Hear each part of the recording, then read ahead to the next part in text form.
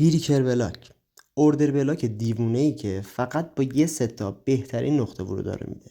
این اوردر بلاک نزدیک سقف قیمت یا تو کف قیمتی میاد. حالا از کجا میتونیم تشخیصش بدیم؟ از اینجا.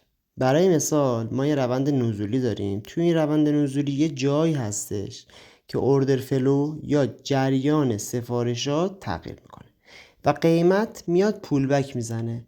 چون روند ما نزولیه، این پولبک ریزشیه. حالا اگه مارکت بیاد با یه کندل بزرگ مثل همچین کندلی که مومنتوم زیادی داره و شارپ اومده رو به پایین بیاد این موجمون رو بشکونه، ما داخل این اوردر بلاک میتونیم وارد معامله فروش بشیم.